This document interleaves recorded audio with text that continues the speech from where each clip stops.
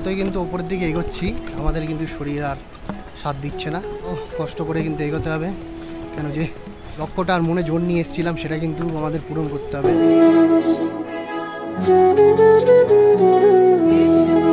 তো ঘোড়ার জ্বালায়, পিট্ট পালকির জ্বালায়, এসবের জ্বালায় কিন্তু মানুষ উপরে উঠতে খুবই কষ্ট হচ্ছে। কেদারনাথ যাত্রা আসার জন্য কিন্তু লোকে অনেক রকম সাথী বেছে নেয়, তো আমরা কিন্তু বেছে নিয়েছি হচ্ছে এই যে এই সাথী আমার ডান্ডা, এটা নিয়ে কিন্তু আমাকে পুরোটা এগোতে হবে। তো এখান থেকে আর মাত্র 3 কিলোমিটার বাকি আছে।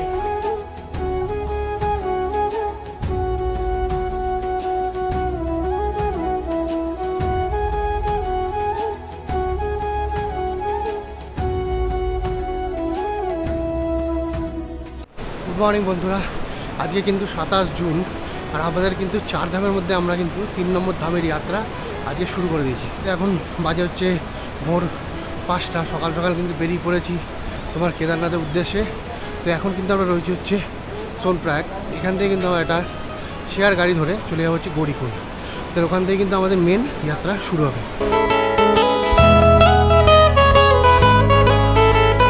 তো এখানে কিন্তু আমাদের রেজিস্ট্রেশন হয়ে গেছে, মানে যে রেজিস্ট্রেশনের কার্ডটা ছিল ওটা কিন্তু এখানে আমাদের দেখাতে হলো, দেন আমরা এন্ট্রি নিয়ে নিলাম।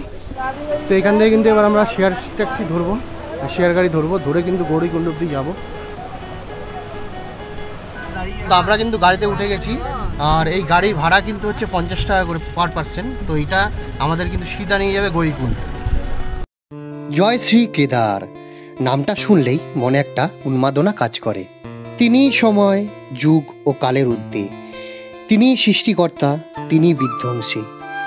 তার ইচ্ছে ছাড়া কেদারনাথ দর্শন অসম্ভব। আমরা একটা লাঠি কিনে নিয়েছি, মানে আমাদের এই 20-22 কিলোমিটার যাত্রার সঙ্গী কিন্তু আমরা নিয়ে নিয়েছি, কেন লাঠির একটা কিন্তু খুব প্রয়োজন হয় এখানে খাড়াইতে উঠতে গিয়ে। তো এখনও গৌরীকুণ্ড পর্যন্ত এসে পৌঁছায়নি, ওখানে পৌঁছিয়ে একটু চা ফা খেয়ে নেবো, তারপরে আস্তে আস্তে এগোবো। এখনও আমরা কিন্তু সকালবেলা এখানে একটু ম্যাগি খেয়ে নিলাম। তো এবার সবাই কিন্তু পিছনে রয়েছে, এই যে আস্তে আস্তে আস্তে সবাই কিন্তু শুরু করলাম যাত্রা। যাত্রা শুরুর আগেই গৌরীকুণ্ডে এই গৌরী মাতার মন্দির আপনারা দেখতে পারবেন। বলা হয় এই গৌরী মাতার মন্দির নাকি খুব গুরুত্বপূর্ণ। হিন্দু পুরাণে বলা আছে মাতা পার্বতী এই কুণ্ডের জলে স্নান করে নিজের গায়ের ময়লা দিয়ে তৈরি করেছিলেন সিদ্ধিদাতা গণেশকে। আর এই গৌরী মাতার মন্দির দর্শন করে আমরা আমাদের যাত্রা শুরু করলাম। তো ঘোড়ার জ্বালায় আর এই পিট্ট পালকির জ্বালায়, এসবের জ্বালায় কিন্তু মানুষ উপরে উঠতে খুবই কষ্ট হচ্ছে, কেন পিছন দিয়ে এসে কিন্তু পেছনে ঘোড়া এসে ধাক্কা মেরে দিচ্ছে। একজন ট্রাভেল ব্লগার হওয়ার সুবাদে অনেক জায়গা আমি ঘুরেছি, কিন্তু আমার বহুদিনের ইচ্ছা পায়ে হেঁটে কেদারনাথ দর্শন করব। আজ আমার ইচ্ছেটা পূর্ণতা পেতে চলেছে। তো এখানে ঘোড়ার রেট কিন্তু হচ্ছে তোমার 3200 টাকা নিচ থেকেই, আর ওপরে উঠলে হয়তো একটু কম হবে। আর তোমার পালকি রেট কিন্তু কেউ চাইছে 8000, কেউ চাইছে 12000, তো এরকম রেট কিন্তু ভাগ হতে থাকে।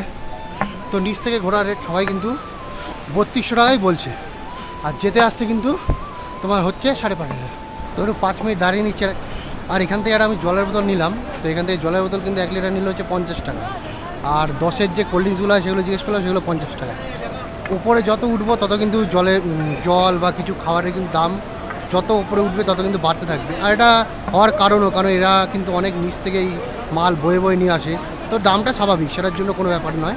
তো এখানে কিন্তু রাস্তাঘাটের অবস্থা দেখতেই পাচ্ছ, বৃষ্টি কিন্তু হয়েছে আর কাদা, একদিকে কিন্তু কাদা, একদিকে জল। ঘোড়া, খচ্চর, পিট্টু পালকি ছাড়াও রয়েছে এখানে হেলিকপ্টার সার্ভিস। গুপ্তকাশী, শেরসি, ফাটা এই জায়গাগুলো থেকে আপনারা হেলিকপ্টার করে কেদারনাথ মন্দিরে আসতে পারবেন, কিন্তু এই হেলিকপ্টারের টিকিট আপনাদের আগে থেকেই অনলাইনে বুক করতে হবে। সেক্ষেত্রে বুকিং লিঙ্ক আমি আমার ডেসক্রিপশন বক্সে দিয়ে রাখলাম। এখনও কিন্তু 15 কিলোমিটার আছে, কিছুটা আমরা কভার করতে পেরেছি। আর আমার যত লোক ছিল সবাই হারিয়ে গেছে আমার থেকে, আমি কিন্তু একা হয়ে গেছি পুরো, তাদের আর খুঁজে পাচ্ছি না। তো দেখা হবে সিধা উপরে গিয়ে। যত কিন্তু উপরের দিকে যাচ্ছি রাস্তার হাল কিন্তু তত চেঞ্জ হতে থাকছে, আর এই অবস্থা দেখো, একবার পা স্লিপ কাটবে, অবস্থা খারাপ। শরীর এবং মনের এক প্রবল ইচ্ছে শক্তি নিয়ে শুরু করেছিলাম 4 ধাম যাত্রা। আজ 16 কিলোমিটার পথ পায়ে হেঁটে পাড়ি দেব 3য় ধাম স্বয়ং কেদারনাথের দরবারে। তো যতই কিন্তু ওপরের দিকে এগোচ্ছি আমাদের কিন্তু শরীর আর সাথ দিচ্ছে না, তো তাও কষ্ট করে কিন্তু এগোতে হবে, কেন যে লক্ষ্যটা আর মনে জোর নিয়ে এসেছিলাম সেটা কিন্তু আমাদের পূরণ করতে হবে যতই শরীর সাথ না দিক। কারণ আমরা এসেছিলাম 4 ধাম যাত্রাতে, তো এটা আমাদের 3 নম্বর ধামের যাত্রা চলছে। তো 5 দিন ধরে কিন্তু আমরা সারা রাত, প্রায় রাতে 1-2 ঘন্টা ঘুমিয়েছি, সারাদিন কিন্তু ঘুরে ঘুরে হেঁটে হেঁটে বেরিয়েছি, তো কষ্ট তো হবেই। তো এখন কিন্তু এক জায়গায় দাঁড়িয়ে একটু চা খেয়ে নিচ্ছি, কারণ অনেকটা পথ প্রায় হেঁটে ফেললাম। ওই কেদারনাথ যাত্রা আসার জন্য কিন্তু লোকে অনেক রকম সাথী বেছে নেয়, কেউ বেছে নেয় ঘোড়া, কেউ বেছে নেয় পিল্লো, কেউ বেছে নেয় পালকি, কেউ বেছে নেয় হেলিকপ্টার। তো আমরা কিন্তু বেছে নিয়েছি হচ্ছে এই সাথী আমার টান্ডা, এটা নিয়ে কিন্তু আমাকে পুরোটা এগোতে হবে। আর সন্ধ্যা আরতির আগে কিন্তু আমাকে ঢুকতে হবে, সেই হিসাব করে কিন্তু আমরা ভোর অনেক সকাল সকাল উঠে বেরিয়েছি। তো হালকা কিন্তু একটু চা খেয়ে নিচ্ছি, গরম চা। আর ঠান্ডা কিন্তু আছে, কিন্তু আমরা এত হেঁটেছি যে ঠান্ডা নেই বিস্কিট নেই, খাইনি। খানা বানা খাকে আয় নিচে, খানা বানা খাকে আয়। তো জ্যাকেট কিন্তু এই যে সাইডে জ্যাকেটও আমার পুরো ভিজে গেছে।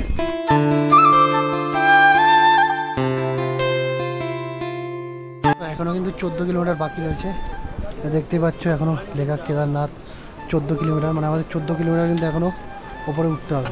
যত উপরে উঠছি প্রকৃতি যেন বারে বারে তার রূপ বদলাচ্ছে। মাঝে মধ্যে বেশ গরম লাগছে, আবার মাঝে মধ্যে বেশ ঠান্ডা। আপনারা কিন্তু অবশ্যই রেনকোটটা ক্যারি করবেন, কারণ এখানে যখন তখন বৃষ্টি নামার সম্ভাবনা থেকে যায়। যত কিন্তু আমরা কাছে এগোচ্ছি শরীরের কিন্তু সেই ব্যথা কষ্ট সেগুলো কিন্তু দূর হয়ে যাচ্ছে, কেন ওই যে দেখতে পাচ্ছি ডাক যখন পড়েছে সামনে তো আমাদের এগোতেই হবে। তো এবার কিন্তু খাড়া চড়াই শুরু হচ্ছে, এই যে দেখতেই পাচ্ছ খাড়া চড়াই, আর ভিউটা দেখো অসাধারণ কিন্তু ভিউ। তো আমি একটু রেস্ট নিয়ে ভিউগুলোকে অনুমতি নিতে নিতে আস্তে আস্তে কিন্তু এগোচ্ছি।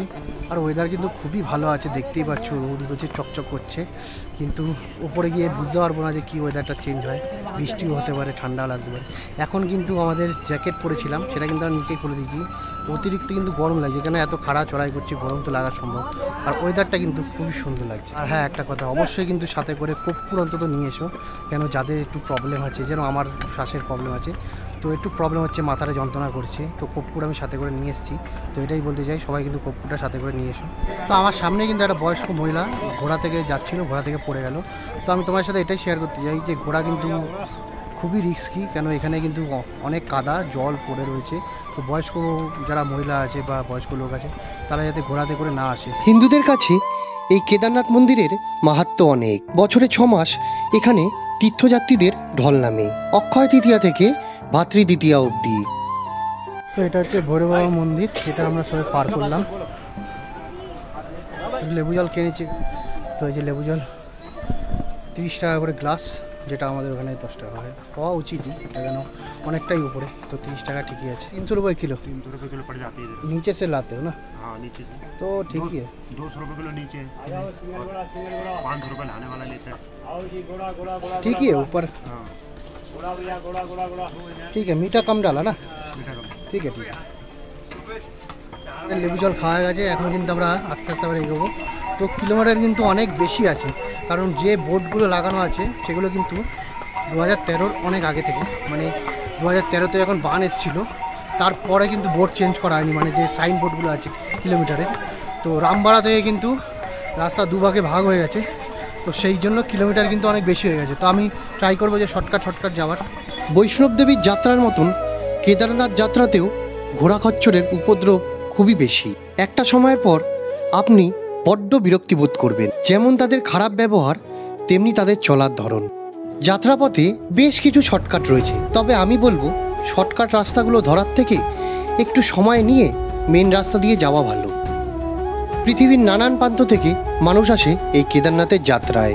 কারোর সঙ্গী হয় ঘোড়া, কারোর পিট্টু, কারোর পালকি, কেউ বা পায়ে হেঁটে ভোলানাথের দর্শন করে। তো আমরা এখন যেখানে দাঁড়িয়ে আছি এখান থেকে কেদারনাথ কিন্তু মাত্র আর 10 কিলোমিটার মতো। তো দেখো, তো এখন বাজে কিন্তু প্রায় 1টা, আর এখনও কিন্তু আমাদের সময় লাগবে প্রায় 4 থেকে 5 ঘন্টা। কেদারনাথ মন্দিরে যাওয়ার আগে যে রাস্তাটি ছিল তা 2013 সালে বন্যায় বেশ ক্ষয়ক্ষতি হয় এবং তার চিহ্ন কিন্তু এখনও দগদগে। তারপর যে রাস্তাটি তৈরি হয়েছে সেটি আগের রাস্তার তুলনায় বেশ খাড়ায় এবং কিলোমিটারেও অনেক বেশি। তো সবাই কিন্তু এই ক্যাম্প ভীমবালি পর্যন্ত আসলাম, এবার কিন্তু এখনও কিন্তু প্রায় 10 কিলোমিটার রয়েছে। তো এখান থেকে কিন্তু দুটো রাস্তা আছে, একটা হচ্ছে ডান দিক দিয়ে যাওয়ার, একটা হচ্ছে বাঁ দিক দিয়ে হেঁটে যাওয়ার। তো বাঁ দিক দিয়ে যদি তোমরা যাও সেটা হচ্ছে পুরোনো রাস্তাটা, আর ডান দিকের ওপরটা দিয়ে গেলে ডিস্টেন্সটা বেশি হবে, ওই 3-4 কিলোমিটার। মানে এটা বানের পর যখন রাস্তাটা হয়েছিল সে এই রাস্তাটা হয়েছিল। তো দুটো রাস্তা আছে, একটা ওই সাইড থেকে এরকম ঘুরে ঘুরে আর একটা এই সাইড থেকে। ওটা প্লেন আর এটা একটু খারাপ, কিন্তু এটা হচ্ছে শর্ট রাস্তা। তো এবার কিন্তু আসল খেল চালু হবে, কারণ এখান থেকে কিন্তু চড়াই শুরু হবে আর অক্সিজেন লেভেলটাও কমতে থাকবে। ওপরে খাড়াই পথ আর ডান দিকে বয়ে চলেছে মন্দাকিনী নদী, যেটা কিনা রামবাড়ার পর হয়ে যাবে বাঁ দিকে। আর মাত্র 6 কিলোমিটার বাকি আছে, আর এখন বাজে কিন্তু প্রায় 4:45। তো আমাদের কিন্তু 6টার আগে কি 7টার আগে ওখানে পৌঁছাতেই হবে। তো এখন অনেকটা উপরে আছি আর শ্বাসে কিন্তু অতিরিক্ত কষ্ট হচ্ছে, মাথা পুরো ধরে গেছে, যন্ত্রণা করছে। সবে তো এতটা, এখনও বাকি আছে 6-7 কিলোমিটার। তো দেখতে দেখতে চলে যাব। এখন কিন্তু একটু বৃষ্টি শুরু হয়ে গেছে, বাইরে হালকা হালকা বৃষ্টি পড়ছে। তো আমি তাই জন্য রেনকোটটা বার করে নিলাম। তো এটা আমার সেই রেনকোট যেটা আমার ভিয়েতনামে কাজে লেগেছিলো, আর কেদারনাথেও কিন্তু এই রেনকোটটা কাজে লেগে যাচ্ছে। তো রেনকোটটা লাগাবো গায়ে, আগে আস্তে আস্তে উপর দিকে যাবো, কারণ বৃষ্টিটা ভালোই জোরে হচ্ছে। তো তাই জন্য এই দোকানে একটু বসলাম, একটু চাটা খেয়ে নিলাম, খেয়ে দাও হাঁটা চালে করবো। মানে এনার্জি কিছু লাগবে, চা নাহলে তোমার জল বা জুস কিছু একটা লাগবে। তো আমরা এখানে দাঁড়িয়েছি একটা ক্যাম্পের সামনে। তো এখান থেকে আর মাত্র 3 কিলোমিটার বাকি আছে। তো এখন কিন্তু বাজে হচ্ছে 5:30। আমার কিন্তু 7টার মধ্যে ঢুকতে হবে, সেই হিসাব করে আর 3 কিলোমিটার মোটামুটি হয়ে যাবে। তো আমি এখন চলে এসেছি ওপরে, আর একটু এই দোকান দিয়ে একটু ম্যাগি খেয়ে নিচ্ছি, 60 টাকা ম্যাগি একটু খেয়ে নেবো। তো আরতিরও টাইম হয়ে গেছে প্রায়। মাঝে কিছুটা সময় আমি অসুস্থ হয়ে পড়ি। জীবনের প্রথম আমি কেদারনাথ মন্দিরে, আর সেই অনুভূতিটা ভাষায় প্রকাশ করার মতন না। অনেক শান্তি এবং অনেক ভক্তির একটা জায়গা। আগামীকাল বেশ ভোর ভোর মন্দিরে আসবো, বাবা কেদারকে দর্শন করে পুজো দেওয়ার জন্য, আর সবকিছুরই সাক্ষী রাখবো আপনাদেরকে। মহাদেবের উপর অগাধ ভক্তি, আর তার জন্যই সমস্ত বাধাকে উপেক্ষা করে আজ আমি কেদারনাথ ধামে। আপনাদেরকে কথা দিয়েছিলাম কেদারনাথ মন্দিরে সন্ধ্যা আরতি দেখাবো, আর সেই মতন আমি আমার কথা রাখতে পেরেছি। কেদারনাথ মন্দিরে এক অপূর্ব সুন্দর সন্ধ্যার সাক্ষী রইলাম। আশা করছি এই ভিডিওটি আপনাদের ভালো লেগেছে। ভালো লেগে থাকলে অবশ্যই লাইক এবং কমেন্টের মাধ্যমে জানাবেন। এই সিরিজের আগের ভিডিওগুলি দেখার জন্য আমার চ্যানেলটিকে সাবস্ক্রাইব করে পাশে থাকবেন। খুব শিগগিরই ফিরছি কেদারনাথ মন্দিরের পরবর্তী ভিডিও নিয়ে।